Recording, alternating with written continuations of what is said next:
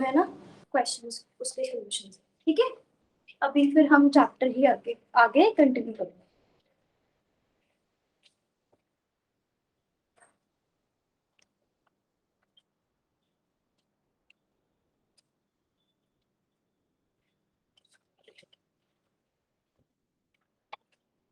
Operative phenomena, Bohr effect क्या था? नहीं, देखो बोहर इफेक्ट क्या होता है? बोहर इफेक्ट पता है किसी को?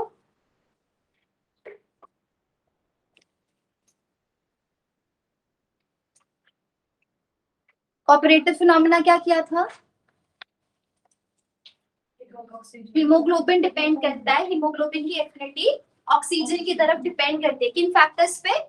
Partial pressure. कैसे डिपेंड करती है? Partial pressure of oxygen is more than haemoglobin affinity towards oxygen will be also more. जो बोहर इफेक्ट है उसमें हमने क्या पढ़ना है कि किस तरह से हीमोग्लोबिन की binding affinity towards oxygen depend करती है पीएच ऑफ ब्लड पे। ठीक है, समझ गए? वहां पे हमने क्या पढ़ा था? Partial pressure of oxygen. यहाँ क्या पढ़ना है? pH of the blood. लिखो बोहर इफेक्ट,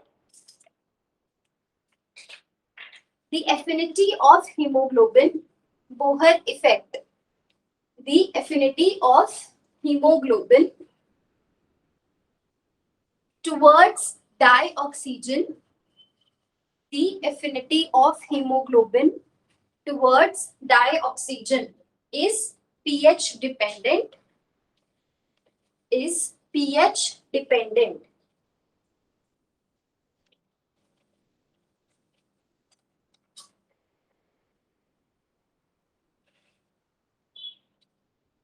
किस तरह से pH डिपेंड करेगा? It will decrease with decreasing pH। इसका मतलब अगर pH जो है ब्लड का जितना ज्यादा होगा, है ना, उतनी ज्यादा ब्लड का नहीं कह सकते, एक्चुअली ब्लड तो हमारे पास क्या होता है, pH फिक्स होती है 7.2 से 7.4 बफर्स प्रेजेंट होते हैं ना, तो वो pH को मेंटेन करके रखते हैं। ठीक है, बट हाँ अगर इससे हमारे पास क्या है, अगर हम बाहर की बात करें, मतलब बाहर तो हम आउटसाइड दी बॉडी टिश्यूज हम pH को चेंज कर सकते हैं, तो अगर pH कम होता जाएगा तो उससे हमारे पास एफिनिटी भी कम होती जाएगी। ठीक है, और दूसरा मान लो कभी किसी लाइक डिजीजेस होते हैं, किसी ना किसी डिजीज की वजह से बफर्स अगर ब्लड में काम नहीं कर रहे हैं और pH कम होता है ब्लड का, तब भी बाइंडिंग एफिनिटी फिर वो बॉडी टिश्यूज के अंदर भी ऑक्सीजन की बाइंडिंग एफिनिटी डिक्रीज करने लग जाएगी। ठीक है, समझ गए? पक्का? लिखो the affinity of haemoglobin, the affinity of hemoglobin towards dioxygen, towards ma'am topic क्या है? बोहर इफेक्ट लिखो, अभी अभी स्टार्ट ही किया है गुरप्रीत। बोहर इफेक्ट लिखो टॉपिक का नाम। तो यहाँ पे हम सिंपली ये बोल रहे हैं कि जो एफिनिटी है, affinity of haemoglobin towards oxygen is directly proportional होगा या इनवर्सली प्रोपोर्शनल होगा? डायरेक्टली, है ना, it is directly proportional to pH of blood. अगर ब्लड का पीएच ज्यादा होगा तो एफिनिटी ऑफ ऑक्सीजन ज्यादा होगी, कम है तो कम। ठीक है, अब आपको याद है हमने उस दिन एक फ्लो चार्ट बनाया था जिसमें ऑक्सीजन की ट्रांसपोर्टेशन शो की थी। एयर से हीमोग्लोबिन, एयर से लंग्स में जाती है ऑक्सीजन, हीमोग्लोबिन वहां पे ऑक्सीजन कैरी करता है, मसल्स तक लेकर जाता है, मसल्स में ऑक्सीजन रिलीज हो जाता है, उसके बाद ऑक्सीजन वहां क्या करता है, ग्लूकोज की oxidation converts it into carbon dioxide and water. तो वहां मसल्स के अंदर कार्बन डाइऑक्साइड और वाटर मिलके क्या बनाते थे? कार्बोनिक एसिड, है ना, H2O plus carbon dioxide, this will form carbonic acid H2CO3, which will further decompose into H positive and HCO3 negative। ये सारा कहाँ हो रहा था प्रोसेस? लंग्स में या मसल्स में? मसल्स में। तो इसका मतलब वहां पर मसल्स में जब हीमोग्लोबिन ने ऑक्सीजन रिलीज कर दिया था, उसके बाद ऑक्सीजन से क्या बन गया था, ग्लूकोज की ऑक्सीडेशन करने के बाद carbon dioxide and water which forms carbonic acid and H positive ions due to the presence of, अब जैसे जैसे कार्बन डाइऑक्साइड बनेगा, कार्बोनिक एसिड बनेगा, H प्लस और ज्यादा रिलीज होते जाएंगे, जैसे जैसे H पॉजिटिव आयंस की कंसंट्रेशन बढ़ती जाएगी, उससे क्या होगा, pH of blood will increase और डिक्रीज? डिक्रीज, है ना, जितने ज्यादा H पॉजिटिव आयन की कंसंट्रेशन, एसिडिटी उतनी ज्यादा, पीएच ब्लड की उतनी कम। तो मतलब मसल्स के अंदर क्योंकि हमारा जो ग्लूकोज है या फूड जो हम कंज्यूम कर रहे हैं उसकी ऑक्सीडेशन हो रही है, उससे कार्बोनिक एसिड बनती है, उसकी वजह से पीएच ब्लड की मसल्स में हमेशा एज कंपेयर टू लंग्स कैसी रहेगी, थोड़ी सी कम रहेगी। ठीक है, तो अगर यहाँ पीएच कम है तो हीमोग्लोबिन की एफिनिटी कम हो जाएगी। ठीक है, इसी वजह से लंग्स में वहां पे हीमोग्लोबिन की एफिनिटी ज्यादा होती है और यहाँ पे मसल्स में मायोग्लोबिन स्टोर करके रखता है ना, तो वहां पर उसकी मायोग्लोबिन की एफिनिटी ज्यादा होती है। ठीक है,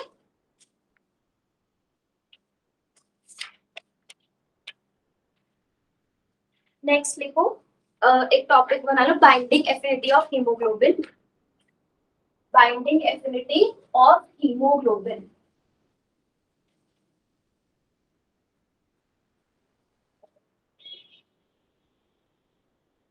हीमोग्लोबिन जब ऑक्सीजन के साथ अटैच होता है तो एक तरह से कोऑर्डिनेशन कॉम्प्लेक्स बनता है, ऐसा हम बोल सकते हैं, क्योंकि आयरन सेंटर में प्रेजेंट है, उसकी सराउंडिंग में पॉर्फिरिन रिंग है, ऑक्सीजन जाके अटैच हो रहा है तो वो हमारा ऑक्टाहेड्रल कॉम्प्लेक्स बन रहा है। पहले कैसा था, स्क्वायर पिरामिडल कोऑर्डिनेशन कॉम्प्लेक्स बन रहा है। तो अगर इन जनरल बात करें, अगर आपके पास मेटल है, ठीक है, उसमें आप नंबर फर्स्ट लिगेंड ऐड कर रहे हो तो हमारे पास क्या बनता है, मेटल लिगेंड बॉन्ड बनता है, ये पहला मेटल लिगेंड बॉन्ड है। और ये जो आपकी रिएक्शन है, let's suppose it stage in equilibrium, जिसके लिए हमारे पास जो इक्विलिब्रियम कांस्टेंट है दैट इज K1। फिर हमारा एक लिगेंड अटैच हो चुका है, हम सेकंड लिगेंड अटैच कर रहे हैं, हमारे पास दो मेटल लिगेंड बॉन्ड्स बनेंगे। मान लो आप टेट्राहेड्रल कॉम्प्लेक्स बना रहे हो तो वो कैसे बनेगा, लास्ट स्टेप क्या होगा, Ml3 plus ligand 4, it will form Ml4, मतलब टोटल 4 लिगेंड्स हो जाएंगे हमारे पास। ठीक है, तो हम क्या देखते हैं, इन जनरल हमारे पास क्या रहता है, जो इक्विलिब्रियम कांस्टेंट की वैल्यूज हैं वो डिक्रीज करती जाती हैं। ठीक है, मतलब क्या है, फ्री मेटल आयन में पहला लिगेंड अटैच करना आसान रहेगा एज कंपेयर टू जब हमारे पास नंबर ऑफ लिगेंड्स बढ़ जाएंगे, उसमें फिर से एक और लिगेंड अटैच करना मुश्किल हो जाता है। इक्विलिब्रियम कांस्टेंट की वैल्यू कंटिन्यूअसली डिक्रीज करती है। इसका मतलब ये नहीं है टेट्राहेड्रल कॉम्प्लेक्स बनेगा नहीं। ओवरऑल क्या होता है, रिएक्शन कंप्लीट होती है, टेट्राहेड्रल कॉम्प्लेक्स बनते हैं। उसका रीजन क्या होता होगा, क्योंकि यहाँ पर जब टेट्राहेड्रल कॉम्प्लेक्स बनेगा तो CFSC रिलीज होगी, वो जो CFSC रिलीज हो रही थी that was larger as compare to this low values of equilibrium constant. समझ गए, तो कॉम्प्लेक्स तो बन जाता है क्योंकि ओवरऑल एनर्जी रिलीज हो रही होती है। पर अगर हम एक एक स्टेप की बात करें तो इक्विलिब्रियम कांस्टेंट्स की वैल्यू डिक्रीज करती है, इन जनरल ऐसा होता है। पर हीमोग्लोबिन एक्सेप्शन क्या है, जब हमारे पास हीमोग्लोबिन, ये एक लिगेंड ही हो गया ना, ये हमारे पास क्या था, मेटल था कि इसमें आयरन प्रेजेंट है हीमोग्लोबिन में, जिसकी सराउंडिंग में पॉर्फिरिन लिगेंड ऑलरेडी प्रेजेंट है। और फिर हम अब एक एक करके और ऑक्सीजन यहाँ पर ऐड करते जा रहे हैं। तो इस केस में हमारे पास क्या होता है, पहले HbO2 बनेगा, फिर हीमोग्लोबिन दूसरे ऑक्सीजन मॉलिक्यूल के साथ, क्योंकि टोटल कितना कैरी करता है वो 4, तो फिर ये बनेगा और लास्ट में हमारे पास क्या बनेगा,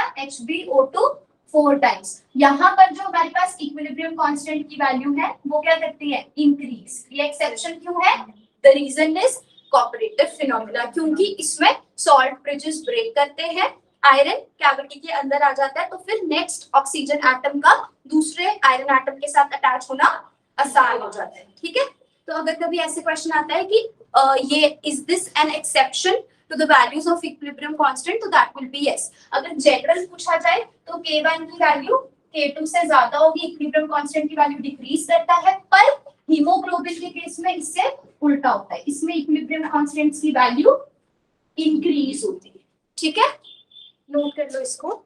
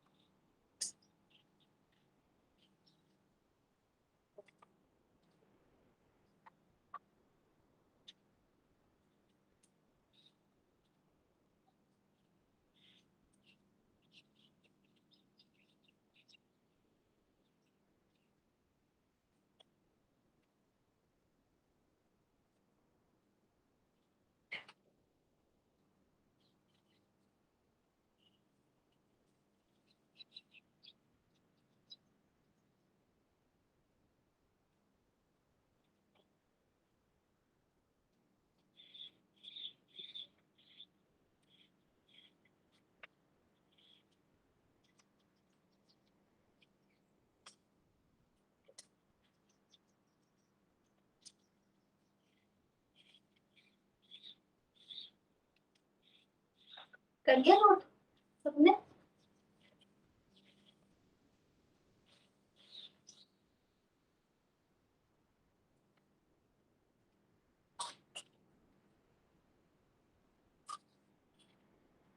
एक स्टेटमेंट लिखो, the graph in between binding affinity of the graph in between binding affinity of hemoglobin towards oxygen versus partial pressure of oxygen. The binding affinity of hemoglobin towards oxygen versus partial pressure of oxygen. किसी को पता है कैसी shape होती है इस graph की? Sigmoidal, ठीक है, इट इज सिग्मोइडल। इसका मतलब क्या है? देखो, हमने एक ग्राफ प्लॉट करना है और ग्राफ के बीच में प्लॉट करना है। एक तो हमारे पास क्या हो जाएगा, binding affinity of haemoglobin versus partial pressure of oxygen, ठीक है। मान लो हमारे पास बाइंडिंग एफिनिटी, ये हम परसेंटेज में रिकॉर्ड कर रहे हैं कि कितना परसेंटेज ऑक्सीजन का हीमोग्लोबिन के साथ बाइंड कर रहे हैं, ठीक है। तो वो हम यहाँ पे वाई एक्सिस पे ले रहे हैं इंक्रीजिंग ऑर्डर में, ठीक है। और यहाँ पार्शियल प्रेशर की यूनिट्स क्या ले सकते हैं? पास्कल। पार्शियल प्रेशर की यूनिट है तो कोई भी यूनिट्स में पास्कल हो सकता है और मिलीमीटर्स मर्करी वो हो सकता है ना, तो उस तरह से कोई भी हम यहाँ पे यूनिट्स ले सकते हैं, ठीक है। ऐसा यूनिट्स क्या है? पास्कल, ठीक है, एंड सो ऑन। अब देखो यहाँ पे हमने क्या बोला, कैसी शेप आती है? सिग्मोइडल। सिग्मोइडल का मतलब क्या होता है? एस शेप कर्व बनता है जहां पे हमारे पास, ठीक है। तो ये कैसे एस शेप बनेगा?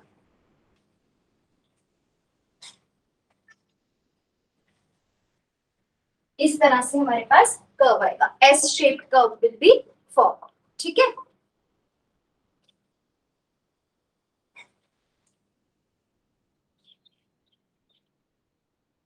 दो कर्व्स बनाए मैंने, दोनों कर्व्स किसके हैं? हीमोग्लोबिन के, ठीक है।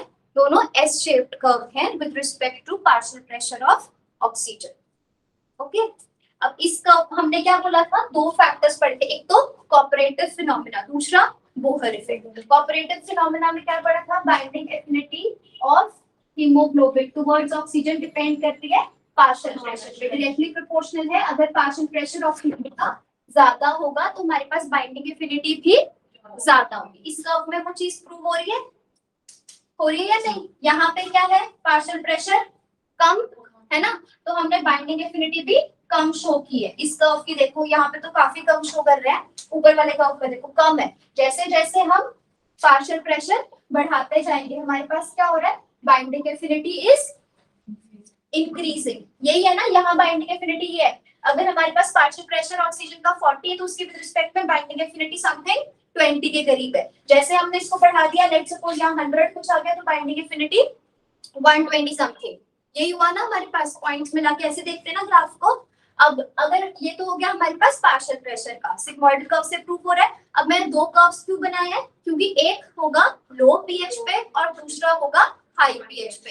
अब आपको मुझे बताओ कौन सा है? This is your curve 1 and this is curve 2। कैसे कंपेयर करोगे कि कैसे पता लगाओगे कि कौन सा कम पीएच पे कौन सा हाई पीएच पे है? पीएच के बढ़ने से एफिनिटी बढ़ जाती है। तो हम एक चीज को कांस्टेंट रखेंगे पहले। जैसे मान लो हमने यहाँ पे पार्शियल प्रेशर कांस्टेंट कर दिया, ठीक है। तो यहाँ पे हमने पार्शियल प्रेशर ले लिया 120। तो हम देखते हैं कि यहाँ पे क्या बाइंडिंग एफिनिटी आती है। तो 120 पार्शियल प्रेशर पे इसकी एफिनिटी यहाँ कुछ आ रही है, दैट मींस कितनी है? 60 समथिंग, 60 के अराउंड। और इसी पे ये वाले कर्व पे बाइंडिंग एफिनिटी कितनी आ रही है हमारे पास? 120, है ना। तो पीएच के बढ़ने से बाइंडिंग एफिनिटी बढ़ जाती है। किसकी बाइंडिंग एफिनिटी ज्यादा है? इस कर्व की। तो इसका मतलब ये हाई पीएच पे होगा, ठीक है। तो this curve is at high pH. Let's suppose कि ये हमारे पास 7.6 पे हुआ था और ये लो पीएच, लेट्स सपोज अराउंड 6.8 ऐसे, ठीक है।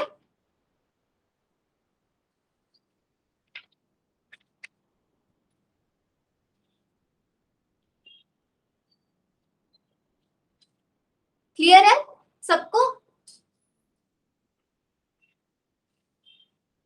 ठीक है, मायोग्लोबिन का भी मैं आपको यही ड्रॉ करके दे रही हूँ, ठीक है, बाकी ताकि आप कंपेयर कर पाओ कि मायोग्लोबिन का कैसा होता है और हीमोग्लोबिन का कैसा होता है। ये ड्रॉ कर लिया सबने?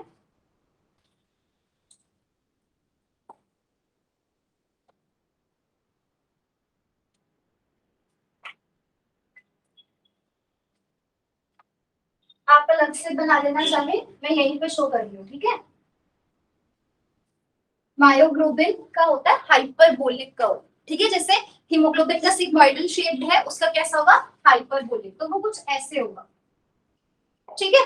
अब इसमें हमारे पास क्या है, लो पीएच पे अगर हम देखें, मायोग्लोबिन के केस में उल्टा होता है, वहां पे हीमोग्लोबिन में क्या था, पार्शियल प्रेशर ज्यादा तो एफिनिटी ज्यादा, यहाँ पार्शियल प्रेशर कम है तो एफिनिटी ज्यादा हो, ठीक है। कैसे, जैसे हमने 40 पे भी अगर हम इसकी वैल्यू देखें तो हमारे पास कितनी आ रही है, 120 के करीब, ठीक है। इसके बाद हमने यहाँ से छोड़ दिया कर्व को, उसका मतलब वो आगे फिर कांस्टेंट सा रहने लग जाता है, मतलब इसके बाद से लो पीएच पे इतनी ज्यादा होती है और ज्यादा पार्शियल प्रेशर बढ़ाते जाओगे, उससे हमारे पास क्या होगा, वो कम होना, या तो बढ़ेगा नहीं या वो उल्टा होगा, कम हाइपरबोलिक बनेगा उसका, ठीक है। लो पीएच पे इसकी वैल्यू ज्यादा आ जाएगी। यहाँ से कंपेयर भी हो रहा है, अगर पार्शियल प्रेशर हम 40 ले रहे हैं तो हीमोग्लोबिन की एफिनिटी कुछ 20% थी, है ना, पर जब हम यहाँ पे 40 ले रहे हैं तो मायोग्लोबिन की एफिनिटी 120 ओके।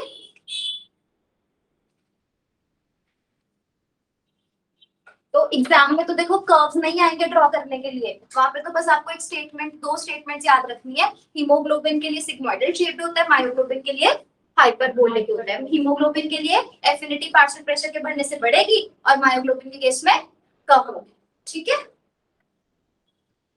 बोहर लिख लो पहले आप,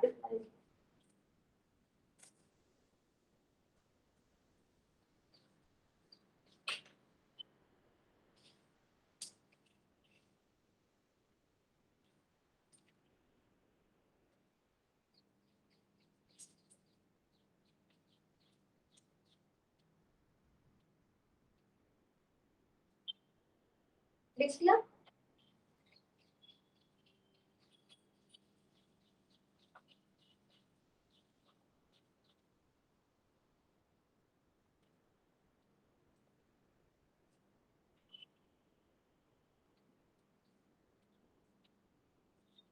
क्या हुआ लास्ट बेंच, डाउट है कोई?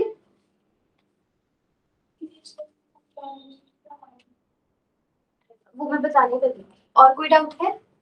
नहीं, लिखो next statement, Bohr effect, Bohr effect is not observed in, Bohr effect is not observed in myoglobin, ठीक है। इसका मतलब क्या हुआ, मायोग्लोबिन की जो एफिनिटी है towards oxygen that is independent of pH, वो पीएच पर डिपेंड नहीं करता।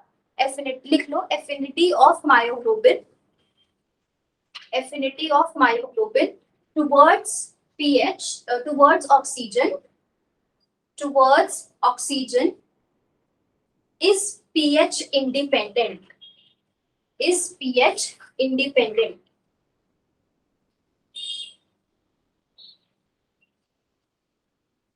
next write down heading लिख लो, role of protein chain, role of protein chain in hemoglobin, in hemoglobin and myoglobin, in hemoglobin and myoglobin। क्या role रहता है हमारे पास इसका, एक तो ये क्या करता है, सब यूनिट्स को, प्रोटीन चेन्स क्या करते हैं, सब यूनिट्स को आपस में बाइंड करके रखते हैं।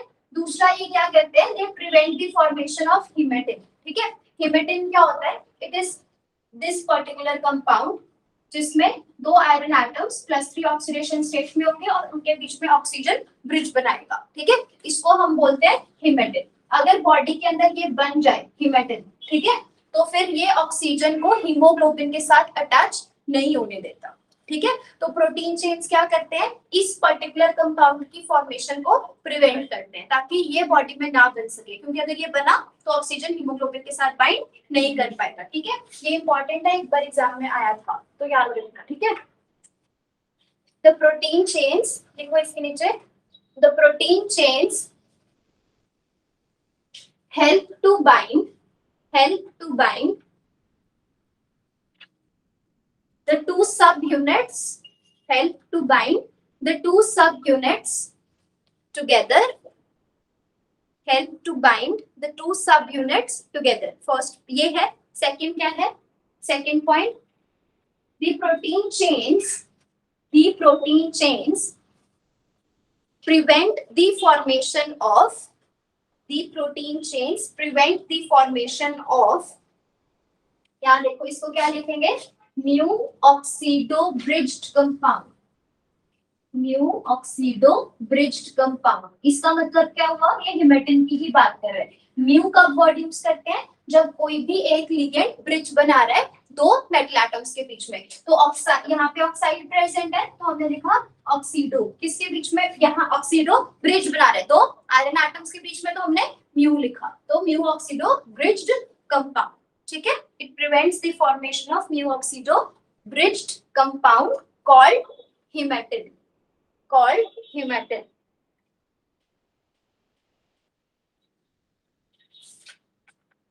The hemetin if formed,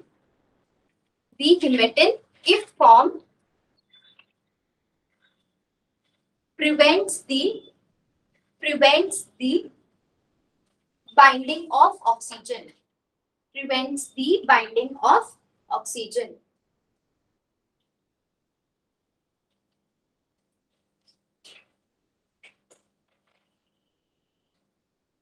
हो गया, ठीक है। आपने वो सुना है poisoning effect of carbon monoxide, सुना है किसी ने? तो जब तक तो हमारे पास क्या है, एटमॉस्फेयर जो है दैट इज ऑक्सीजन रिच, तब तक तो क्या होगा, haemoglobin will bind with oxygen और ऑक्सी हीमोग्लोबिन बनेगा। पर अगर हमारे एटमॉस्फेयर में, एयर में क्या होगा, ऑक्सीजन डेफिशिएंट एनवायरनमेंट है, सिर्फ और सिर्फ उस केस में हीमोग्लोबिन कार्बन मोनोऑक्साइड के साथ कंबाइन करता है, ठीक है। तो अगर तो हमारे पास एयर में ऑक्सीजन रिच है तो उस केस में haemoglobin will bind with oxygen to form HbO2, तो ये क्या हो गया हमारे पास, ऑक्सी हीमोग्लोबिन कॉम्प्लेक्स। एंड अगर हमारे पास ऑक्सीजन डेफिशिएंसी है तब हीमोग्लोबिन कार्बन मोनोऑक्साइड के साथ कंबाइन करके क्या बनाता है, कार्बोक्सी हीमोग्लोबिन कॉम्प्लेक्स, ठीक है। एंड ये जो कॉम्प्लेक्स होता है दैट इज एक्चुअल में तो कार्बन मोनोऑक्साइड जो है ये पॉइजनस होती है, ये गैस ही पॉइजनस है, ठीक है। तो जब हीमोग्लोबिन कार्बन मोनोऑक्साइड के साथ कंबाइन करेगा तो जो इसका कॉम्प्लेक्स बनना है this is also poisonous but it is more stable, किससे, देन ऑक्सी हीमोग्लोबिन, ठीक है ना। ऑक्सी हीमोग्लोबिन कॉम्प्लेक्स कम स्टेबल है as compare to the carboxy haemoglobin, पर वो सिर्फ तब बनता है अगर ऑक्सीजन में, एयर में ऑक्सीजन कम है, ठीक है। तो अगर ये पॉइजनस है it may lead to death of the individual, right, ठीक है।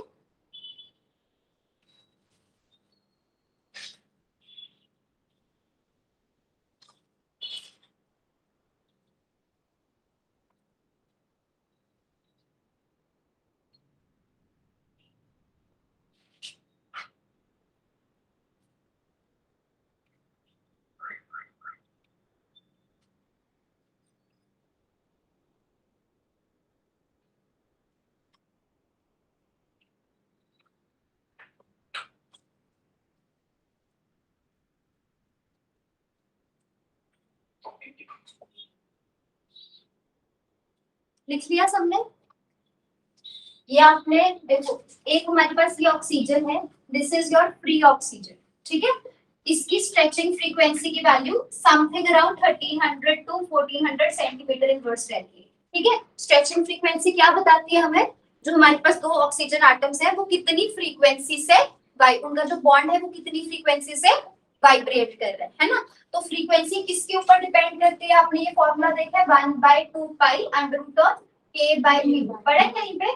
तो हमारा जो फ्रीक्वेंसी है वो किस पर डिपेंड करता है, फोर्स कांस्टेंट पे। It is directly proportional to the under root of force constant. Force constant क्या बताता है, कितने बॉन्ड्स प्रेजेंट है दो पर्टिकुलर एटम्स के बीच में, है ना। तो फोर्स कांस्टेंट की वैल्यू कैसे वेरी करती है, अगर हमारे पास सिंगल बॉन्ड है, डबल बॉन्ड है, फिर ट्रिपल बॉन्ड है, तो जो हमारे पास फोर्स कांस्टेंट की वैल्यू है इस पर्टिकुलर डायरेक्शन में इंक्रीज करती रहती है। more are the number of bonds in between two particular atoms, more will be the force constant। और अगर हमसे आपसे पूछा जाए कि सिंगल बॉन्ड ज्यादा स्ट्रांग है या ट्रिपल बॉन्ड ज्यादा स्ट्रांग है, तो ट्रिपल बॉन्ड ज्यादा स्ट्रांग है ना। सिग्मा ज्यादा स्ट्रांग है या पाई ज्यादा स्ट्रांग है, सिग्मा, है ना। तो वो दो अलग अलग कॉन्सेप्ट है। Sigma is more stronger as compare to pi, but triple bond is more stronger as compare to single bond, ठीक है। तो यहाँ फोर्स कांस्टेंट की वैल्यू इंक्रीज करती जा रही है, या हम क्या कहेंगे यहाँ पर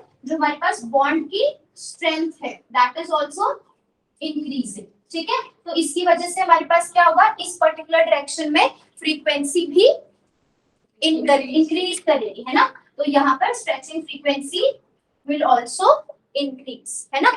अगर हम एसिटिलीन में कार्बन कार्बन की स्ट्रेचिंग फ्रीक्वेंसी की बात करें और हम इथेन में कार्बन कार्बन स्ट्रेचिंग फ्रीक्वेंसी की बात करें, तो किसमें ज्यादा होगी, एसिटिलीन में, वहां ट्रिपल बॉन्ड है, ठीक है। तो मतलब जितना बॉन्ड स्ट्रेंथ ज्यादा होगा या जितने नंबर ऑफ बॉन्ड ज्यादा होंगे स्ट्रेचिंग फ्रीक्वेंसी भी उतनी ज्यादा होगी। तो मैं अगर फ्री ऑक्सीजन की बात करूं तो उसमें स्ट्रेचिंग फ्रीक्वेंसी की वैल्यू कितनी आ रही है, 1300 टू 1400 सेंटीमीटर इनवर्स। बट जो हमारे पास ऑक्सी हीमोग्लोबिन है उसमें क्या होता है, ऑक्सीजन बाइंड कर जाएगा आयरन को, है ना। उस केस में हमारे पास स्ट्रेचिंग फ्रीक्वेंसी की वैल्यू होती है 1106 सेंटीमीटर इनवर्स, ठीक है। तो स्ट्रेचिंग फ्रीक्वेंसी कम हो गई, है ना। वो अब क्यों कम हुई वो हम पढ़ेंगे, ठीक है। इतना पता लगा। तो इसका मतलब एक चीज तो कंफर्म है, अगर स्ट्रेचिंग फ्रीक्वेंसी कम हो रही है तो मतलब oxygen oxygen bond strength decrease हो रही है। फ्री ऑक्सीजन में स्ट्रॉन्ग बॉन्ड्स थे ऑक्सीजन ऑक्सीजन के बीच में, है ना। और अब क्या हो जाएगा, आयरन के साथ बाइंड करने पर दो ऑक्सीजन एटम्स के बीच में जो स्ट्रेचिंग फ्रीक्वेंसी है उसकी बात कर रहे हैं हम, ठीक है, वो कम हो रही।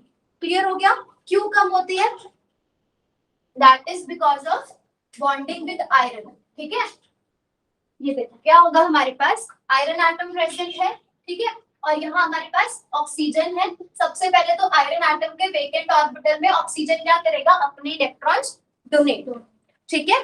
तो यहाँ पर उसके बाद क्या होगा, आयरन जो है उसके पास वेकेंट ऑर्बिटल्स भी है और उसके पास फील्ड ऑर्बिटल्स भी प्रेजेंट है। ये बताया था मैंने एक बार क्लास में आपको, जो ट्रांजिशन मेटल्स होते हैं उनके पास दोनों होते हैं, फील्ड भी होते हैं वेकेंट भी होते हैं। 3d आयरन की इलेक्ट्रॉनिक कॉन्फ़िगरेशन क्या आ जाएगी, 3d6 4s0, तो 3d फील्ड ऑर्बिटल्स हो गए, है ना। उसके बाद 4s वेकेंट, 4p भी वेकेंट, 4d भी वेकेंट, तो दोनों तरह के ऑर्बिटल्स प्रेजेंट है इसमें। तो एक ऑर्बिटल में तो ये इलेक्ट्रॉन्स को ऑक्सीजन से एक्सेप्ट कर लेगा, फिर उसके बाद ये क्या करेगा, जैसे ऑक्सीजन के पास, अच्छा ये मतलब ऑक्सीजन के पास क्या कोई वेकेंट ऑर्बिटल्स होंगे, यस और नो। अच्छा अभी एक चीज देखो, हाइड्रोजन कैसे बनता है, मॉलिक्यूलर ऑर्बिटल्स भी थोड़ा सा पढ़े। हाइड्रोजन में क्या होता है, 1s में एक इलेक्ट्रॉन, फिर 1s में दूसरा इलेक्ट्रॉन। H2 का मॉलिक्यूल कैसे बनेगा,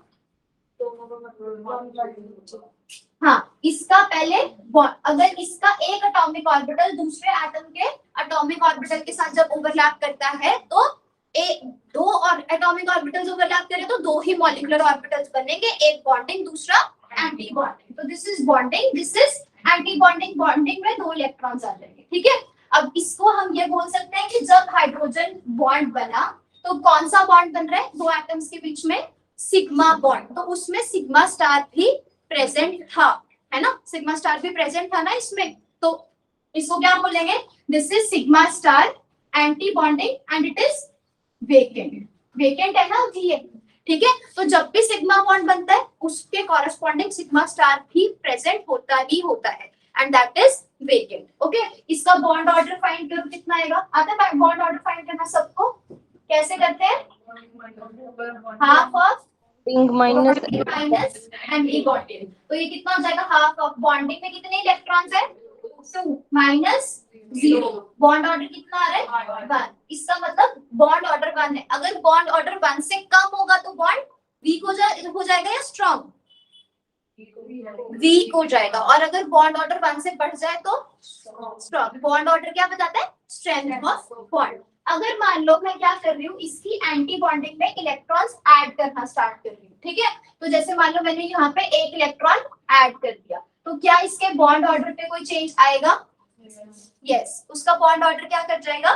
कम हो जाएगा। तो अगर किसी भी मॉलिक्यूल की एंटी बॉन्डिंग में इलेक्ट्रॉन्स हम ऐड करेंगे तो उसका बॉन्ड ऑर्डर डिक्रीज करेगा, उसकी बॉन्ड स्ट्रेंथ भी डिक्रीज करेगी। अगर किसी मॉलिक्यूल में सिग्मा बॉन्ड प्रेजेंट है तो उसकी कॉरेस्पॉन्डिंग उसमें सिग्मा स्टार भी प्रेजेंट होगा, बट इट इज वेकेंट। तो on this terms can be से कि ऑक्सीजन मॉलिक्यूल में अगर पाई बॉन्ड प्रेजेंट है तो उसके कॉरेस्पॉन्डिंग उसमें पाई स्टार प्रेजेंट होगा, है ना? और अगर उसकी पाई, और वो पाई स्टार कैसा होना चाहिए? वेकेंट। क्योंकि अगर मान लो वो भी फिल्ड हुआ, लेट सपोज मैंने हाइड्रोजन कंप्लीटली फिल कर दिया, तो इसका बॉन्ड ऑर्डर कितना आ जाएगा? 0। इसका मतलब अगर सिग्मा भी फिल्ड है और सिग्मा स्टार भी फिल्ड है तो बॉन्डिंग एंटी बॉन्डिंग कैंसिल, कोई बॉन्ड बना ही नहीं, है ना? तो इसका मतलब अगर सिग्मा बॉन्ड दो एटम्स के बीच में बन रहा है तो वो क्लियरली ये इंडिकेट करता है कि उसकी बॉन्डिंग में इलेक्ट्रॉन प्रेजेंट है और उसकी एंटी बॉन्डिंग वेकेंट है। तो अगर ऑक्सीजन में पाई बॉन्ड प्रेजेंट है, it clearly indicates that pi bonding molecular orbitals field, pi star है पर वेकेंट है। तो दैट मींस ऑक्सीजन में यहाँ क्या प्रेजेंट होगा? Pi star. अब हाइड्रोजन के सिग्मा स्टार में आप इलेक्ट्रॉन्स ऐड कर रहे थे तो उससे बॉन्ड ऑर्डर डिक्रीज कर रहा था, है ना? अब जैसे ही आप आयरन से इलेक्ट्रॉन्स इसके पाई स्टार में डालोगे तो उससे क्या होगा?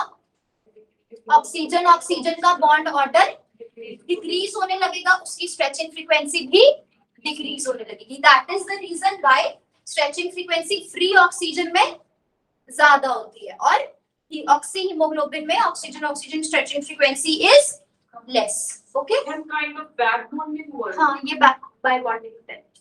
क्या हुआ आपको? नहीं, मुझे भी सुनना होता है क्लास में, अगर कोई हंस रहा होता है तो फिर मेरे को होता है मुझे भी बताओ फनी बातें, फिर मुझे मजा आता है और पढ़ाने। बताओ बताओ बताओ। नहीं बतानी? बतानी पड़ेगी, तब तक लेक्चर आगे जाएगा नहीं। बताओ बताओ। इतना तो कुछ बड़ी बात होगी नहीं, मुझे पता है, छोटी सी बात होगी, आ जाती है। बताओ बताओ। क्या हुआ? नहीं बतानी? पक्का? फिर पढ़ाऊंगी कैसे मैं? मुझे सुनना होता है, मैं ऐसे छोड़ नहीं सकती। बताओ। आपके साथ कौन? हरसिमरन? हरसिमरन नाम है आपका? आपने सुना था? थोड़ी सी भी आवाज आई? पक्का? इतने तो पास बैठो, कुछ तो सुना होगा। नहीं? बताओ। आपका नाम निधि है ना? निधि बताओ, ऐसे नहीं चलेगा, बाकी सबको भी हंसना है। कोई बात ही नहीं थी, ऐसी आ गई ऐसी? पक्का? ऐसे नहीं आती ऐसी वाली स्माइल। आपका फर्स्ट डे है ना आज मेरे साथ। आपका नेम क्या है? करिश्मा। करिश्मा, कहाँ से हो आप? ठीक है। और एमएससी कब पास आउट थी? मेरी एमएससी चल रही है। तो फिर आप कैसे कर रहे हो? मेरी ट्रेनिंग है ना, एक्चुअली वहाँ रही हूँ, मैंने उधर से ऑफ लिया है। ट्रेनिंग किस चीज की? फार्मेसी की। अच्छा, आपकी फार्मास्यूटिकल में है। ठीक है। अच्छा, फिर मुझे बताओ क्या नाम था आपका? करिश्मा, है ना? करिश्मा, मैं जब छोटे थे ना एक शो आता था करिश्मा का करिश्मा, देखा है? सबने देखा हुआ है? कितनी क्यूट सी डॉल थी वो ना, है ना? चलो करिश्मा बताओ, बात बताओ।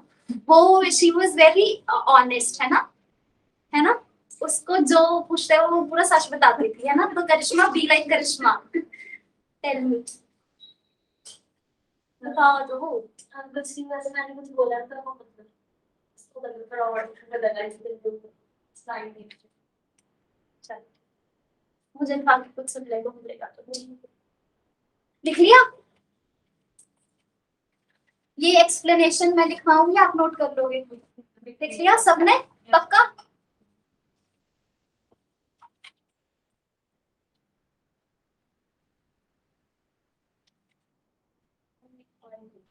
लिखवा दो मैम, बाद में भूल जाएगा नहीं तो। The stretching frequency of oxygen, the stretching frequency of oxygen decreases on binding with iron. इसके बाद लिख लेना यहाँ पे stretching frequency in free oxygen is 1300 and in oxyhemoglobin is 1100 centimeter inverse. This is due to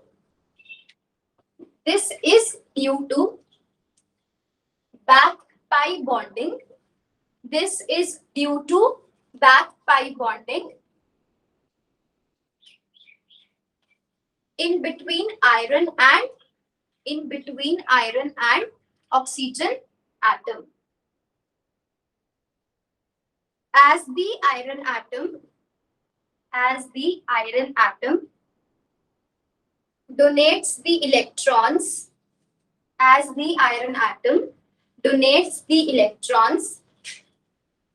in the vacant pi star,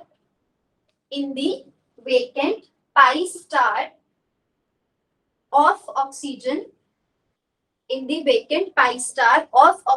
molecule, the bond order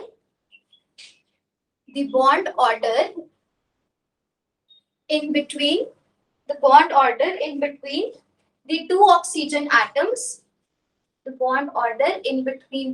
two oxygen atoms, decreases. Hence stretching frequency, bracket में ऐसे लिखो, stretching frequency of oxygen bond. ठीक है, stretching frequency of oxygen bond decreases.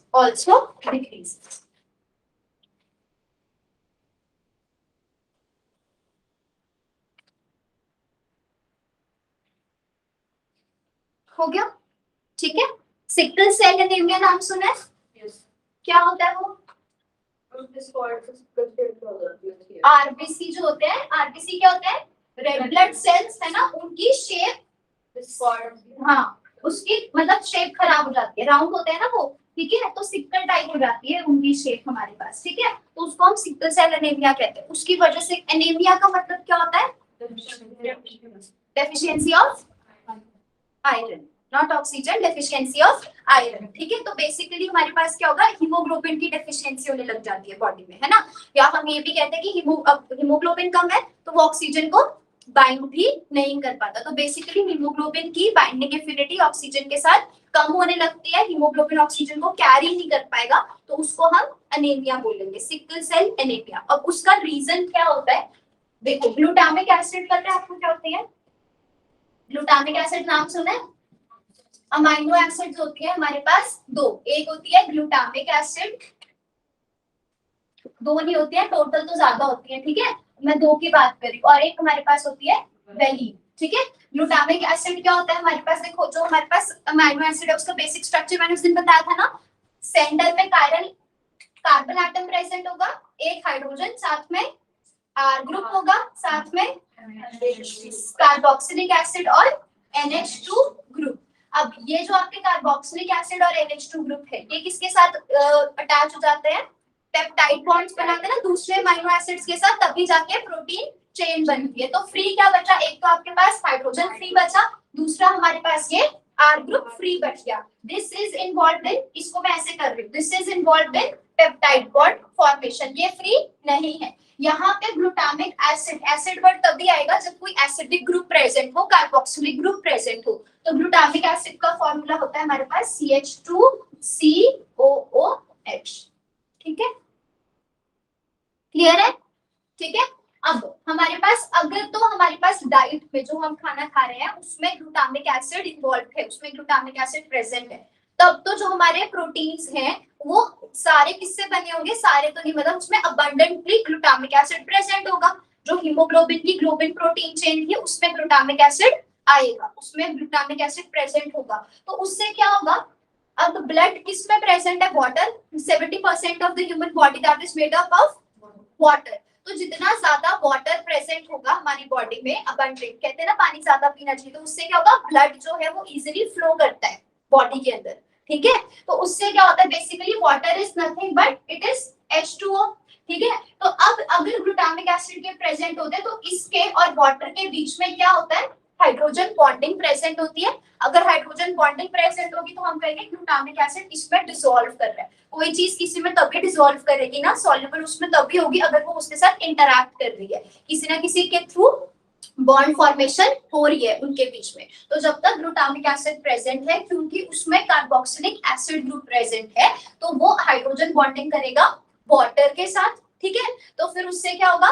जो आपका haemoglobin है उसकी solubility water में ज्यादा हो जाएगी, तो वाटर का फ्लो, सॉरी वाटर नहीं, हीमोग्लोबिन फ्लो अच्छे से करेगा बॉडी के अंदर, ठीक है। बट अगर हमारी डाइट में ग्लूटामिक एसिड प्रेजेंट नहीं होता, तब अमाइनो एसिड्स किसके बने होते हैं? वेलिन के, ठीक है। वेलिन का एक बार फॉर्मूला लिखो, हमारे पास क्या होता है इसमें? आर ग्रुप में क्या होता है? आइसोप्रोपाइल चेन प्रेजेंट होती है इस तरह से, ठीक है। बाकी सारा स्ट्रक्चर तो सेम ही रहेगा, यहाँ पे कार्बोक्सिलिक एसिड होगा, यहाँ पे NH2, बट ये किस में इन्वॉल्व हो जाएंगे? पेप्टाइड बॉन्ड फॉर्मेशन में। अब यहाँ पे कोई भी हाइड्रोजन बॉन्डिंग के लिए हाइड्रोजन प्रेजेंट नहीं है ना। हाइड्रोजन बॉन्डिंग कब होती है? जब हाइड्रोजन ऐसे एटम के साथ अटैच्ड हो जो कि इलेक्ट्रोनेगेटिव है, तब जाके वो दूसरे इलेक्ट्रोनेगेटिव एटम के साथ हाइड्रोजन बॉन्डिंग में पार्टिसिपेट करेगा। ये वाले हाइड्रोजन पार्टिसिपेट नहीं कर सकते, है ना। So in this case solubility in water will increase and in this case solubility in water will decrease, ठीक है।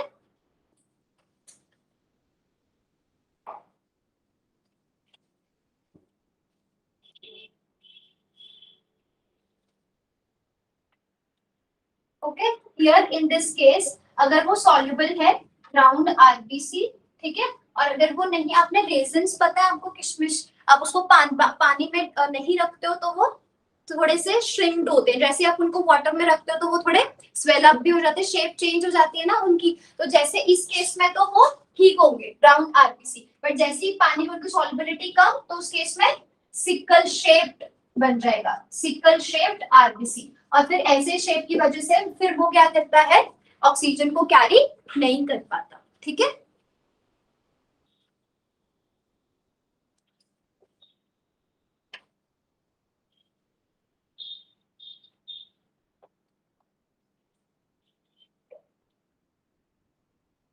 लिख लिया सबने? तो if the diet is rich in glutamic acid then write down statement लिखो इसके नीचे। If the diet is rich in glutamic acid the protein chain of hemoglobin, if the diet is rich in glutamic acid, the protein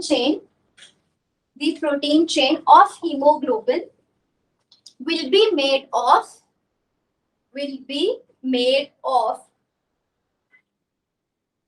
glutamic acid.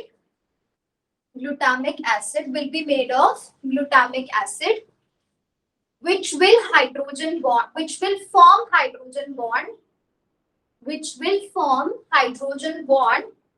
with water.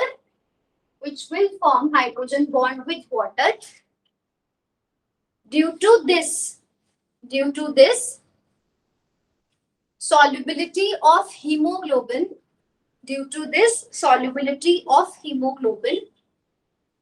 in water will be enhanced.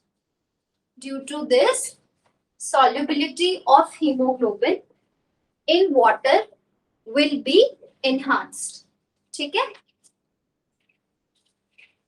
If the diet is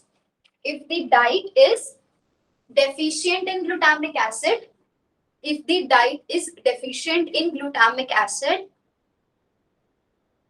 then the protein of hemoglobin will be formed of valine, which does not form hydrogen bonds, with water. Hence solubility of hemoglobin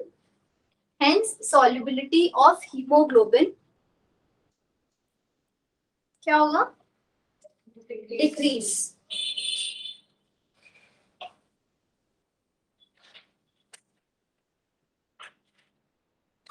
physical में कौन सा chapter start किया है? ठीक है, तो यहाँ पे अच्छा हाँ एक और पॉइंट देखो, the colour of deoxy haemoglobin, ये तो सबको पता होगा। कलर ऑफ डीऑक्सी हीमोग्लोबिन क्या होता है? वेन्स दिख रही है? वेन्स कौन से कलर की होती हैं? Blue. The colour of deoxy haemoglobin is blue. Veins क्या करते हैं?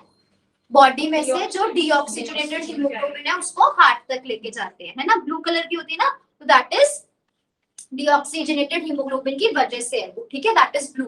And colour of oxy haemoglobin is red.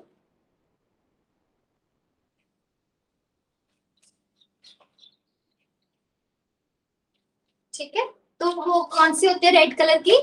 Arteries, है ना? आर्टरीज हार्ट से ब्लड लेकर जाती हैं बॉडी तक। अब ये कलर चेंज क्यों आया? इसका मतलब ऑक्सीजन नहीं अटैच तो कलर ब्लू था, जैसे ही ऑक्सीजन अटैच हुआ तो कलर रेड हो गया। तो मतलब कुछ तो हो रहा है ना उसके अंदर जिसकी वजह से ये कलर चेंज आ रहा है ना? तो अभी ये हम डिटेल में मैं आपको बाद में कराऊंगी, अभी आप सिर्फ उसका रीजन लिखोगे। In that is the colour in the case of haemoglobin is due to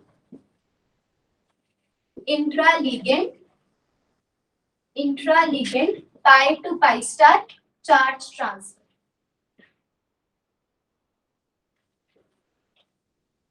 It is due to intraligand pi to pi star charge transfer. मैं समझा दूंगी, आप नोट मत करना इसको, ठीक है? बाद में हम कोऑर्डिनेशन करेंगे ना, उसमें आपको डिटेल में समझाऊंगी मैं सारा, ठीक है? उसमें फिर आप नोट भी करना, वहां पे एक टॉपिक आता है। अभी के लिए आप सिर्फ समझ लो इस चीज को, ठीक है? सबसे पहले तो हम बात करें कोई भी कंपाउंड कलर किस वजह से होता है। किसी भी कंपाउंड में कलर किस वजह से आता है? ट्रांजिशंस की वजह से। पढ़ते हो ना, इलेक्ट्रॉनिक ट्रांजिशंस होती है। ये हमारे पास लोएस्ट ऑक्यूपाइड मॉलिक्यूलर ऑर्बिटल है, या कैसे कह लो कोई भी ऑर्बिटल है जिसकी एनर्जी कम, ये ऑर्बिटल जिसकी एनर्जी ज्यादा। इलेक्ट्रॉन हमारे इस ऑर्बिटल में प्रेजेंट है, तो इलेक्ट्रॉन क्या करेगा? एक्साइट करेगा लोअर से अपर ऑर्बिटल में। कैसे एक्साइट करता है? उसके लिए उसको कुछ ना कुछ एनर्जी चाहिए। वो एनर्जी उसको कहां से मिलती है? रेडिएशन से, है ना? इलेक्ट्रोमैग्नेटिक रेडिएशन हमें पता है ना कौन सी X ray, UV ray, visible ray, gamma rays, radio waves, microwaves, है ना? अगर ये गैप बहुत ज्यादा होगा तो वो ज्यादा फ्रीक्वेंसी वाली रेडिएशन को एब्जॉर्ब करेगा, क्योंकि गैप ज्यादा तो उसको एनर्जी भी ज्यादा चाहिए, जैसे वो एक्सरेज वगैरह को एब्जॉर्ब करेगा। अगर ये गैप बहुत कम है तो वो कम एनर्जी या कम फ्रीक्वेंसी वाली रेडिएशंस को एब्जॉर्ब करेगा, जैसे कि रेडियो वेव्स, है ना? अब अगर मान लो उसका गैप कुछ ऐसा है कि उसको कैसी फ्रीक्वेंसी चाहिए? विजिबल रीजन की फ्रीक्वेंसी चाहिए, तो वो क्या करेगा? विजिबल रेडिएशंस को एब्जॉर्ब करके ऊपर वाले एनर्जी लेवल पे एक्साइट हो जाएगा। तो electron will be present something over here like this, है ना? अब थोड़े टाइम बाद क्या होगा? इलेक्ट्रॉन वापस आएगा, it will come back to its ground state. तो when this electron will come back, तो उस टाइम पे जो एनर्जी इसने एब्जॉर्ब कर रखी थी उसको वो एमिट भी करेगा, है ना? तो यहाँ से ये क्या करेगा? फ्रीक्वेंसी एमिट करेगा। कौन सी? ये भी विजिबल रीजन की ही कोई ना कोई रेडिएशन को वो एमिट करेगा। तो जब वो रिफ्लेक्ट जब इलेक्ट्रॉन अपने हायर एनर्जी लेवल से वापस अपने लोअर एनर्जी लेवल पे आएगा, तब वो उस पर्टिकुलर फ्रीक्वेंसी को जब रिफ्लेक्ट करेगा, एमिट करेगा, तो वो कंपाउंड हमें कलर शो करेगा। तो बेसिकली कोई भी कंपाउंड कलर किस वजह से होता है? It is because of electronic transitions, है ना? अब जरूरी नहीं है कि ये हमारे पास कोई एक एटम ही हो, ठीक है। जैसे मान लो आपको कोबाल्ट के केस में अगर मैं बात करूं, कोबाल्ट की ऑक्सीडेशन स्टेट +2 है ना, तो उस केस में हमारे पास हम बोलेंगे कि D7 सिस्टम हो गया, है ना। D7 में कैसे फिलिंग करोगे, एक T2G बनाओगे, एक Eg ऑर्बिटल्स बनाओगे, नीचे वाले T2G हो गए, ऊपर वाले Eg। हर बार ऐसा जरूरी नहीं है कि ऐसी ही ट्रांजिशन होगी, ट्रांजिशन और बहुत तरह की हो सकती है। जैसे अगर मान लो किसी सिस्टम में पाई बॉन्ड्स प्रेजेंट है, extended pi bonds, extended conjugation, जैसे पॉर्फिरिन रिंग देखी थी ना हमने, उसमें बहुत सारे पाई बॉन्ड्स प्रेजेंट है। अभी मैंने बताया अगर मॉलिक्यूल में पाई बॉन्ड प्रेजेंट है, उसका मतलब उसमें पाई मॉलिक्यूलर ऑर्बिटल भी है, पाई बॉन्डिंग भी, और पाई स्टार भी प्रेजेंट है ना। तो उसमें क्या हो सकता है, जब हमारे पास एक्सटेंडेड कॉन्जुगेशन होती है तो electronic transition can occur from pi to pi star, ठीक है। और वो देखो पाई, इसलिए मैंने यहाँ पे क्या वर्ड लिखा पॉर्फिरिन के लिए, उसमें क्या होती है pi to pi star. Charge transfer कुछ भी नहीं होता यहाँ पे, इसका मतलब इलेक्ट्रॉन ट्रांसफर है, ठीक है। मतलब इलेक्ट्रॉन की ट्रांजिशन कहां से हो रही है, pi to pi star electron transition, इसी को हम क्या बोल रहे हैं, pi to pi star charge transfer, ठीक है ना। और इंट्रा लिगेंड क्यों बोला, it is within the ligand, porphyrin system है ना, रिंग है, तो उसमें विद इन द लिगेंड होगी। क्लियर हो गया, बाकी और डिटेल में हम बाद में करेंगे, अभी के लिए आप इसको इतना ही नोट करो, ठीक है। लिख ली स्टेटमेंट सबने। तो यहाँ हमारे पास हीमोग्लोबिन कंप्लीट है, ठीक है। मायोग्लोबिन के लिए आप सिर्फ इतना, मायोग्लोबिन का हमने नहीं लिखा ना कुछ भी, अभी सिर्फ एक कर्व ड्रॉ किया था, उसके लिए लिखो मायोग्लोबिन। ये ज्यादा डिटेल में नहीं करेंगे हम, ठीक है, इसका ऑलमोस्ट कंपैरिजन ही आता है हीमोग्लोबिन के साथ। तो सबसे पहले लिखो myoglobin, it comprises of one heme group. Myoglobin comprises of one heme group and one protein chain. One heme group and one protein chain. ठीक है, तो इसमें मतलब एक ही सब यूनिट होता है, जैसे हीमोग्लोबिन में 4 सब यूनिट्स थे ना, यहाँ पे सिर्फ एक ही सब यूनिट होगा, ठीक है। Active site, it contains iron in +2 oxidation state. It contains iron in +2 oxidation state.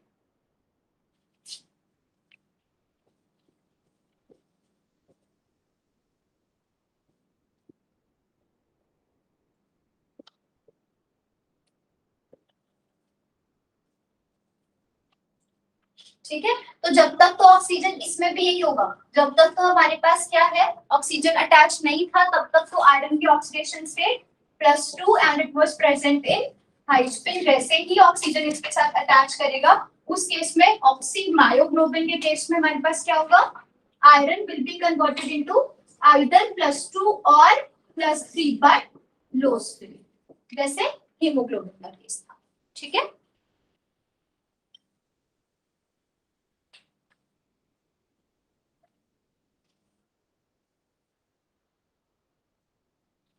और फ्रीक्वेंसी, स्ट्रेचिंग फ्रीक्वेंसी वहां पे भी आयरन के साथ बाइंड कर रखा था, यहाँ पे भी आयरन के साथ, तो वो सेम आती है, ठीक है।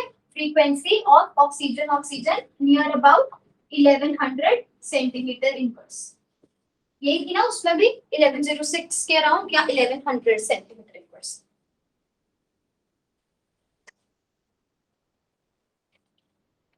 नेक्स्ट लिखो myoglobin has high affinity towards oxygen. Myoglobin has high affinity towards oxygen at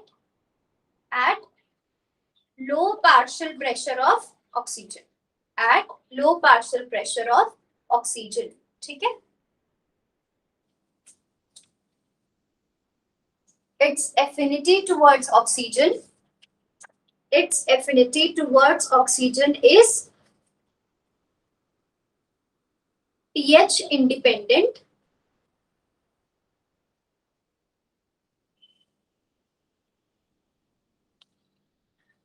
और जो प्रोटीन चेन है उसका जो काम हीमोग्लोबिन में था वही काम यही पे आएगा, ठीक है। लिख लेना इसको याद, मतलब फिर बाद में ऐसे लगता है कि क्वेश्चन अगर आ जाए एग्जाम में मायोग्लोबिन पे तो आपको लगेगा हमने तो सिर्फ हीमोग्लोबिन में किया था, मायोग्लोबिन का पता नहीं, तो उसको भी लिख लो, ठीक है। पीएच वाला पॉइंट लिख लिया सबने। नेक्स्ट लिखो the protein chains prevent the formation of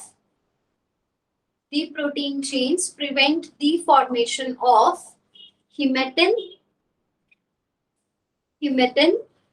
and is responsible for binding and releasing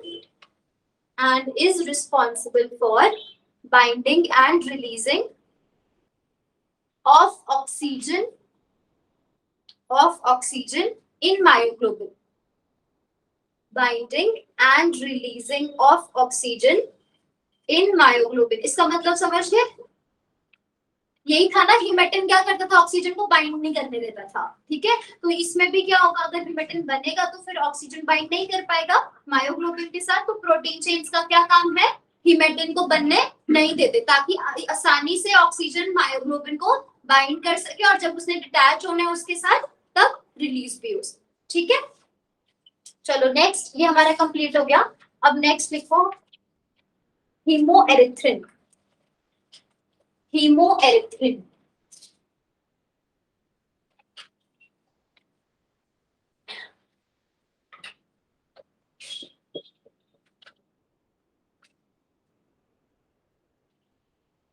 इसका नाम सुना है? चलो नेक्स्ट, इसका सबसे पहले लिखो active site. Hemerythrin active site iron +2 high spin कहां प्रेजेंट होता है?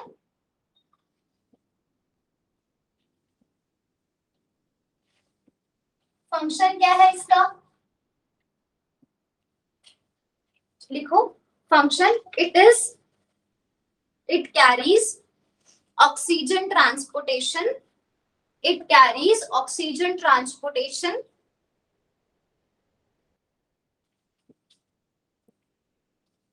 in marine invertebrates.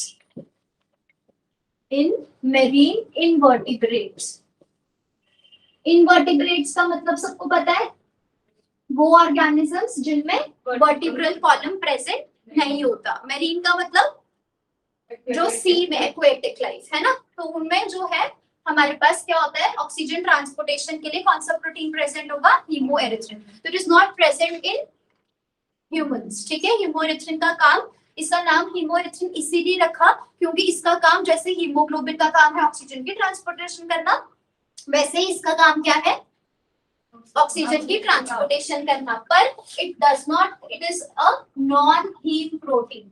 Non heme protein का मतलब क्या हो जाएगा कि इसके अंदर हीम प्रेजेंट नहीं है। हीम क्या था, what was heme, iron plus porphyrin, इसी को हीम बोलते हैं ना। तो इसका मतलब it is a non heme protein but iron containing protein. इसका मतलब समझ रहे हो कि हीम तो था, आयरन की सराउंडिंग में पॉरफिरिन रिंग होनी चाहिए, इसमें हीम नहीं है। इसका मतलब इसमें आयरन और पॉरफिरिन रिंग इकट्ठे प्रेजेंट नहीं है, इसमें पॉरफिरिन रिंग तो है ही नहीं, पर आयरन जरूर प्रेजेंट है, but iron containing protein.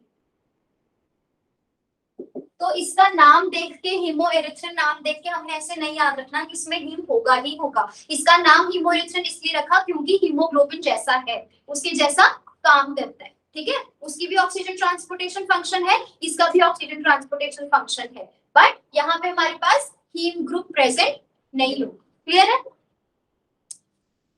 Next लिखो one hemoerythrin molecule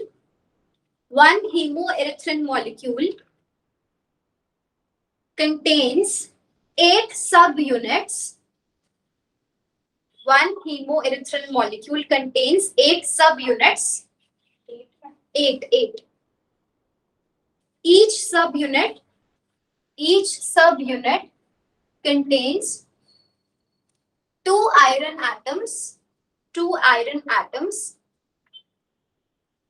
and 1 protein chain.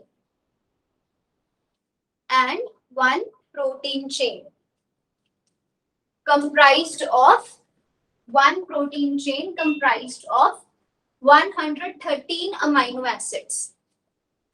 113 amino acids. Next point, one oxygen binds with one of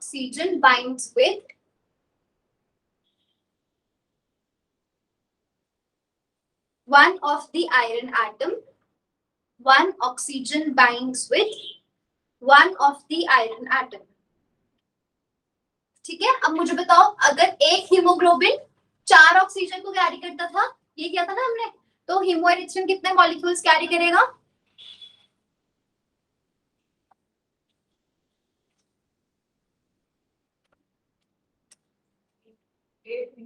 एक, है ना? एक हीमोएरिथ्रिन में कितने सब यूनिट्स हैं? 8 सब यूनिट्स हैं, है ना? तो 8 तो हमारे पास सब यूनिट्स हैं, ठीक है? और हर एक सब यूनिट में क्या होगा? Each subunit it has 2 iron atoms, है ना? पर ऑक्सीजन किसके साथ बाइंड करता है? दोनों के साथ या एक के साथ? इनमें से किसी एक के साथ ही ऑक्सीजन बाइंड करेगा। तो इसका मतलब एक सब यूनिट के साथ तो एक ही ऑक्सीजन बाइंड कर रहा है। तो सब यूनिट्स कितने हैं? 8। तो टोटल ऑक्सीजन कितने कैरी करता है? 8। ठीक है, तो write down, one molecule of hemoerythrin carries 8 oxygen molecules. One molecule of hemoerythrin carries 8 oxygen molecules.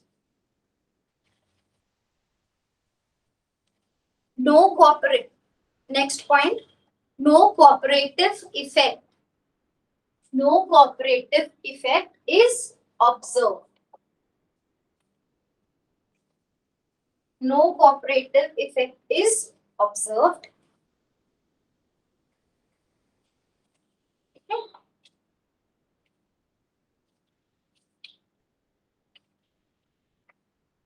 Next, लिखो structure of hemoerythrin.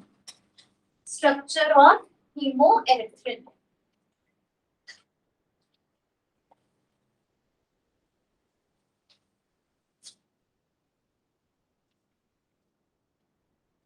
इंपॉर्टेंट है, ठीक है? 2 बार आपको एग्जाम में। अमीनो एसिड का नाम हिस्टामीन होता था या हिस्टिडीन? ये वही है, ठीक है? ठीक है, HIS हिस्टिडीन के लिए लिखा हुआ मैंने। तो एक सब यूनिट ड्रॉ करूंगी मैं, कंप्लीट नहीं कर रहे, सिर्फ एक सब यूनिट ड्रॉ करेंगे। एक सब यूनिट में कितने आयरन एटम्स प्रेजेंट है? 2 आयरन एटम्स प्रेजेंट है, ठीक है? ये आपस में कैसे कनेक्टेड होंगे? 2 iron atoms they will be connected by glutamic acid and aspartic acid, ठीक है?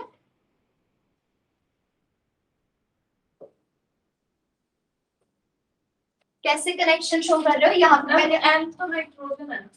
कौन सा? हिस्टिडीन में नाइट्रोजन प्रेजेंट होगा ना, तो वो लिखा हुआ है कि हिस्टिडीन की जो नाइट्रोजन है उसके साथ आयरन अटैच्ड है, ठीक है? समझ गए ना? कंप्लीट अमीनो एसिड ड्रॉ नहीं कर रहे, हम सिर्फ उसका नाइट्रोजन एटम शो कर रहे हैं कि हिस्टिडीन का नाइट्रोजन आयरन के साथ बाइंड कर रहा है, ठीक है?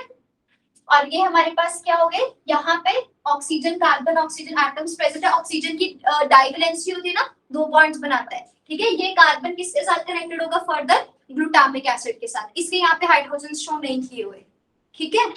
इसकी टेट्रावैलेंसी होगी, इसके यहाँ पे हाइड्रोजन शो नहीं किए हुए, या आगे फर्दर ग्लूटामिक एसिड के साथ कनेक्टेड है, ठीक है? और फिर फर्दर ये इसके साथ ऑक्सीजन एटम आयरन के साथ ऐसे, ठीक है? फर्दर ये दोनों आयरन एटम्स आपस में कैसे कनेक्टेड है? वाया हाइड्रोक्साइड आयंस, मतलब OH जो है वो ब्रिजिंग में प्रेजेंट है 2 आयरन एटम्स के बीच में। एक्टिव साइट में हमने क्या किया था? आयरन +2 हाइड्रोजन, ठीक है ना? तो अभी तक तो ऑक्सीजन बाइंड नहीं किया ना इसके साथ, ये तो मैंने सिर्फ हीमोएरिथ्रिन का स्ट्रक्चर ड्रॉ किया कि ऐसा हीमोएरिथ्रिन का एक सब यूनिट होता है।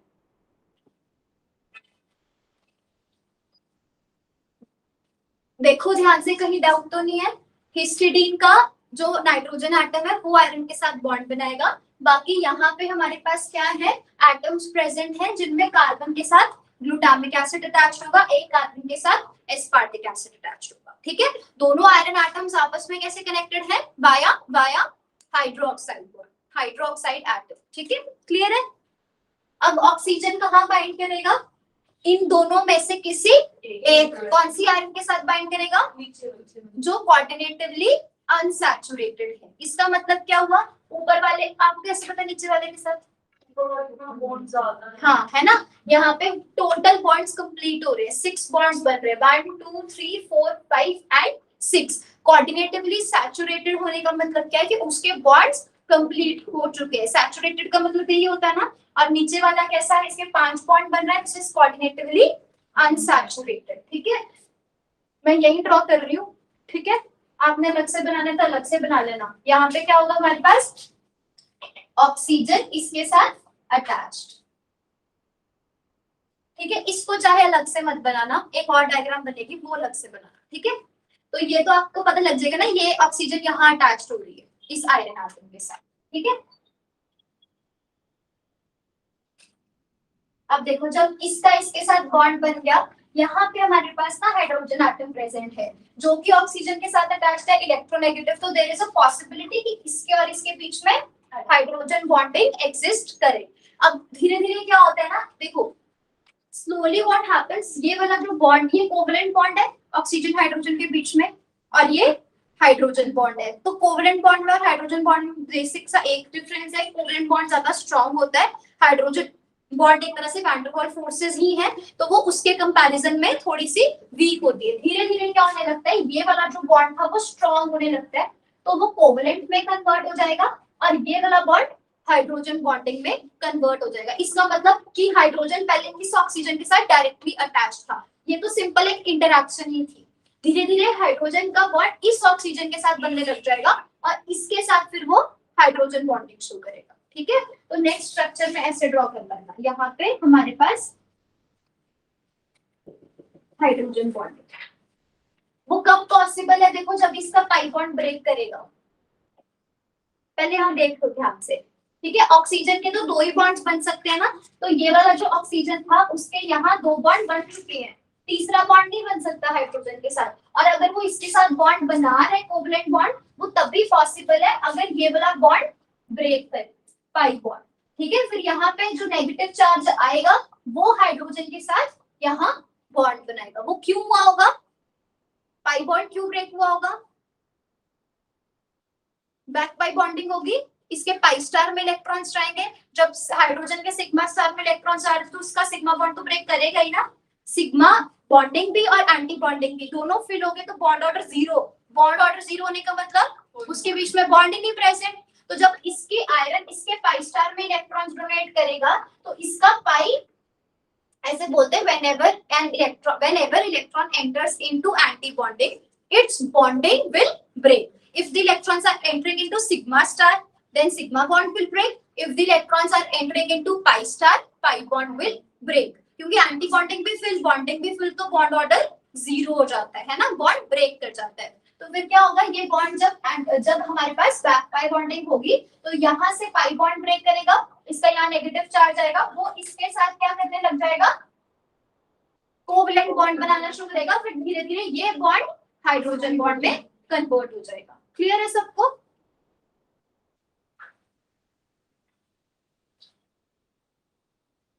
और इसमें, इस केस में ऑक्सीनिमोएरिथ्रिन के केस में स्ट्रेचिंग फ्रीक्वेंसी काफी कम होती है। ठीक है, इसमें स्ट्रेचिंग फ्रीक्वेंसी 850 सेंटीमीटर इनवर्स, वहां पे 1100 थी ना।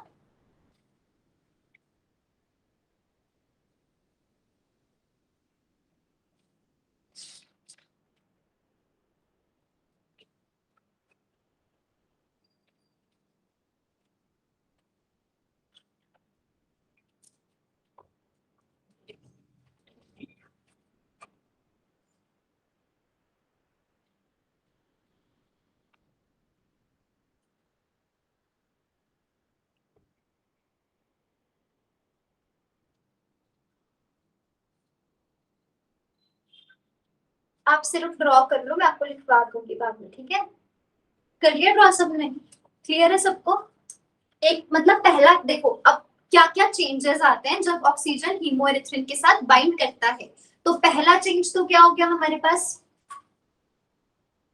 Hydrogen bond. Covalent bond hydrogen bond में कन्वर्ट और हाइड्रोजन बॉन्ड कोवलेंट बॉन्ड में कन्वर्ट। दूसरा, ऑक्सीजन की स्ट्रेचिंग फ्रीक्वेंसी में चेंज आता है। पहले फ्री में कितनी थी, 1300 सेंटीमीटर इनवर्स, अब 850 सेंटीमीटर इनवर्स। दूसरा, तीसरा चेंज हमारे पास क्या आएगा, जैसे हीमोग्लोबिन में जब ऑक्सीजन बाइंड करता है तो स्पिन में चेंज आता है ना, iron plus two high spin में था, अभी इसमें कन्वर्ट हो जाता है लो स्पिन में। तो वैसे हीमोएरिथ्रिन में भी चेंज आएगा, पर सिर्फ एक आयरन में ही चेंज आएगा। जिसके साथ ऑक्सीजन बाइंड कर रहा है उसी की ही स्पिन चेंज करती है, सबकी स्पिन चेंज नहीं करती। ठीक है, तो पहले एक्टिव साइट हीमोएरिथ्रिन के केस में हमारे पास दो आयरन एटम, दोनों के दोनों +2 हाई स्पिन में थे। This is for hemerythrin. Oxy hemerythrin में क्या होगा, एक आयरन वो तो सेम रहेगा +2 हाई स्पिन, दूसरा आयरन किसमें कन्वर्ट हो जाएगा, +3 लो स्पिन।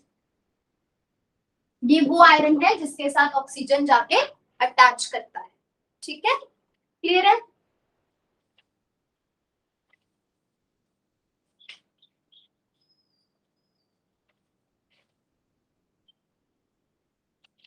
नहीं, मैंने गलत बोल दिया, एक सेकंड, ये दोनों की स्पिन चेंज करेगा, जिसके साथ वो अटैच करेगा सिर्फ उसकी नहीं, दोनों की ही चेंज कर जाएगी। ठीक है, लिखा तो लिखा भाई, ठीक है, दोनों की ही चेंज करती है स्पिन।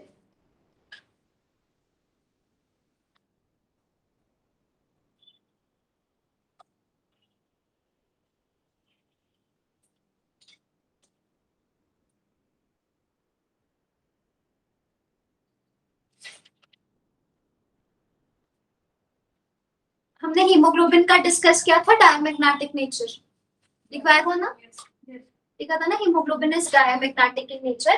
वैसे ही हीमोएरिथ्रिन भी कैसा होता है, सेम। ठीक है, it is also diamagnetic in nature.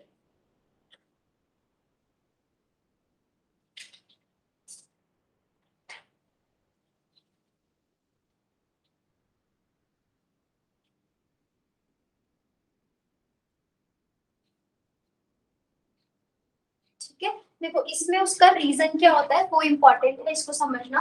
That is because of anti ferromagnetic coupling. ये लिखवा दो पहले, ये लिखा देना, इसको लिखो पहले।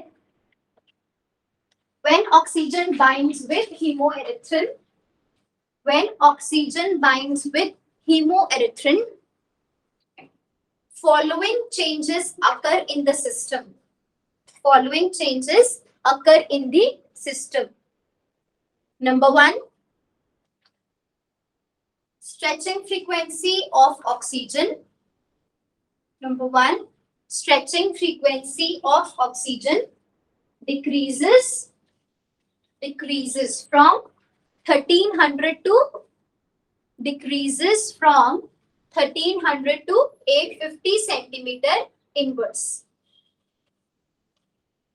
Next, spin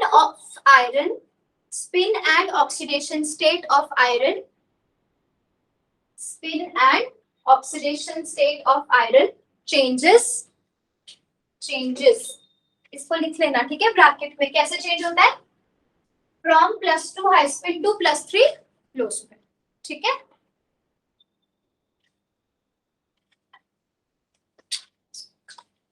लिख लिया। थर्ड लिखो, covalent oxygen hydrogen bond, covalent oxygen hydrogen bond is changed to hydrogen bonding, है ना, it is changed to hydrogen bonding.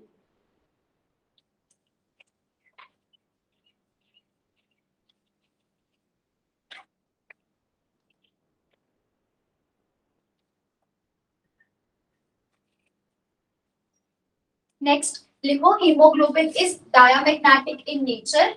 Sorry, hemoerythrin is diamagnetic in nature due to antiferromagnetic coupling. Due to antiferromagnetic coupling. ठीक है,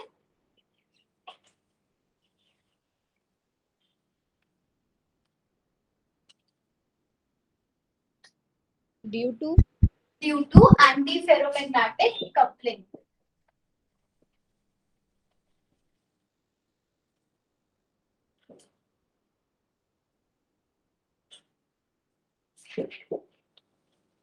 देखो क्या होता है हमारे पास, पहले हमने क्या किया था, दोनों आयरन एटम्स जब ऑक्सीजन बाइंड नहीं करता तब iron both iron atoms +2 high spin. तो इसका अरेंजमेंट कैसा होगा +2 हाई स्पिन का,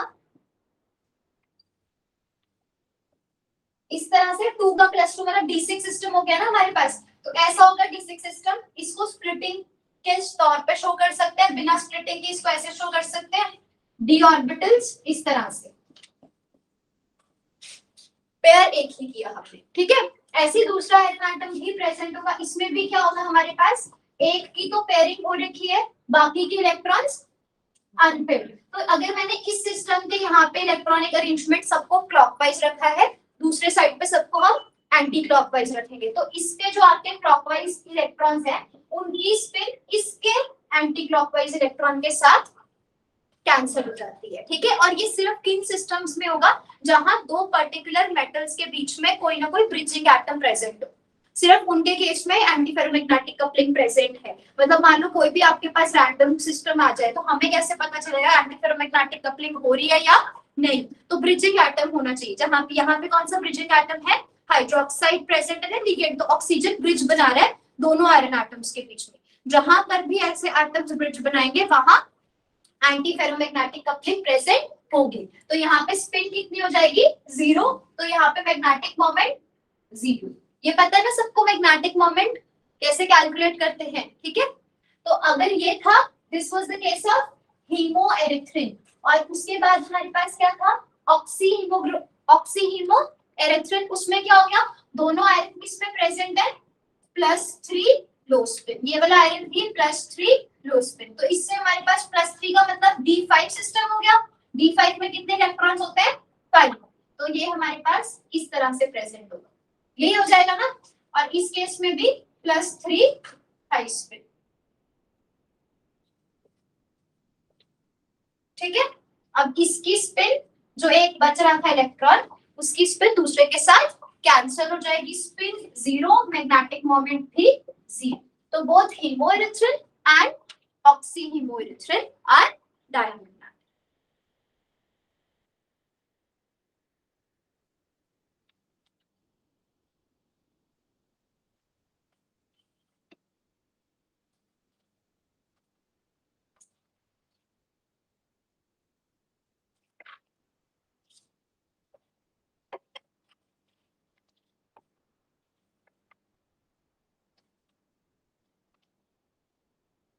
ठीक है, तो फिर कल क्लास में हम हीमोसाइनिन डिस्कस करेंगे, और हीमोसाइनिन के बाद हमारे पास ये जो सिस्टम्स हैं जो ऑक्सीजन ट्रांसपोर्टेशन के थे वो खत्म हो जाएंगे, ठीक है। अगला फिर हम उसके बाद जैसे ऑक्सीजन ट्रांसपोर्टेशन होती है वैसी बॉडी में इलेक्ट्रॉन्स की ट्रांसपोर्टेशन होती है, ठीक है ना। तो फिर जो इलेक्ट्रॉन ट्रांसपोर्टेशन सिस्टम्स है फिर हम वो डिस्कस करेंगे, ठीक है। डाउट है आज के लेक्चर में?